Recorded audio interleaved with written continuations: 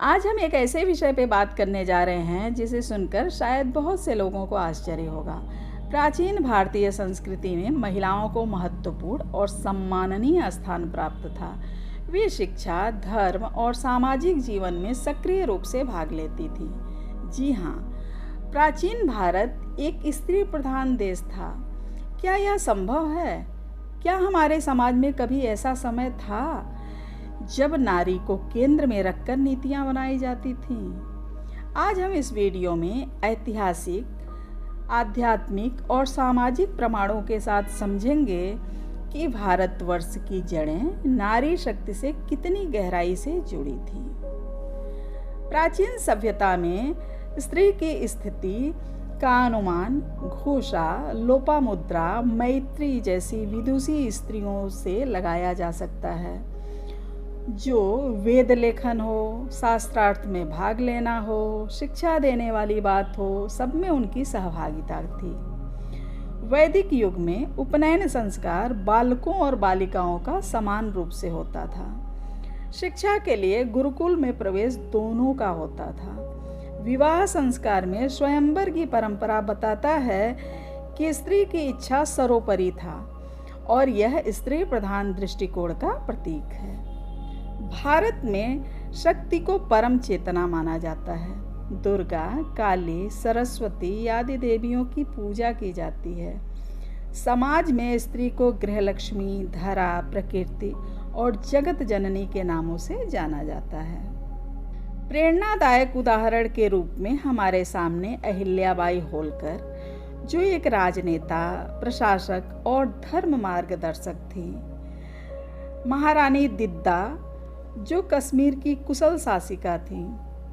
रानी दुर्गावती, जिनका व्यक्तित्व विविध पहलुओं वाला था। वह वीर, सुंदर, बहादुर होने के साथ ही प्रशासनिक कौशल वाली एक महान नेता थी। रानी लक्ष्मीबाई, जिनकी बहादुरी ने अंग्रेजों के छक्के छुड़ा दिए थे।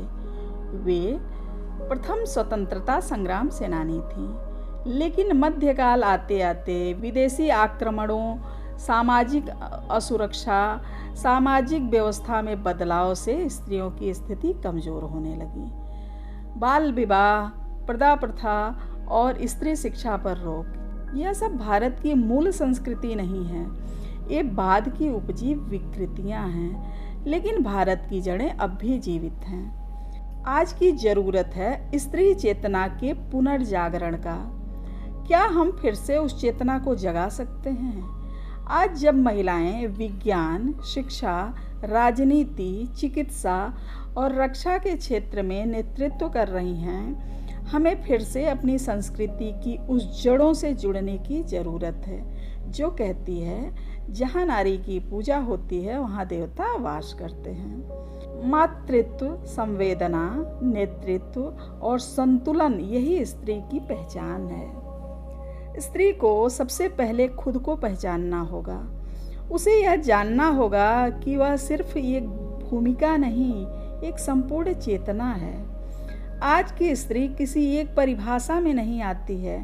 वह लैब में रिसर्च कर रही है, वह खेत में हल चला रही है, वह मंच पर भाषण दे रही है और वही माँ बनकर बच्चों को संस्कार दे रही है।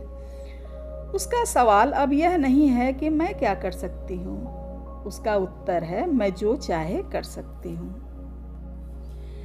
लेकिन इतना ध्यान देना है कि आधुनिकता की दौड़ में वो कहीं खो ना जाए।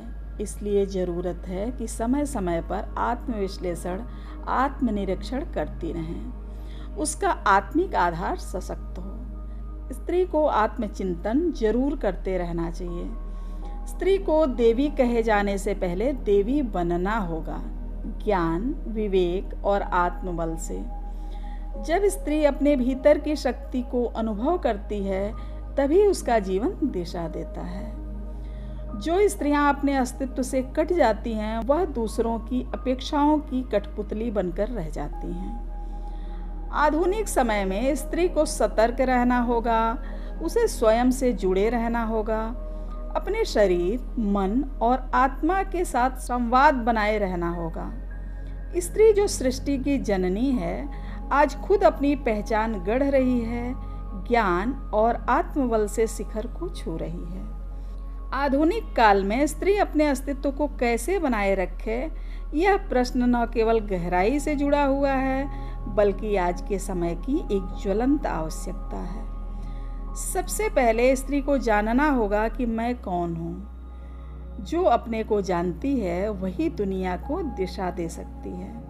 आधुनिकता का अर्थ अपनी परंपरा से कट जाना नहीं है। भारतीय संस्कृति स्त्री को शक्ति और चेतना का रूप मानती है। इस गौरव को बनाए रखें। हर माँ को भी चाहिए कि अपने लड़कों में समानता, संवेदनशीलता और स्त्री के प्रति सम्मान का बीज बोएं। यही दीर्घकालीन परिवर्तन की नींव है। आज के लिए बस इतना ही। मिलते हैं अगले वीडियो में इसी तरह के किसी गहराई भरे विषय के साथ। तब तक के लिए do like, share and subscribe. Thank you so much.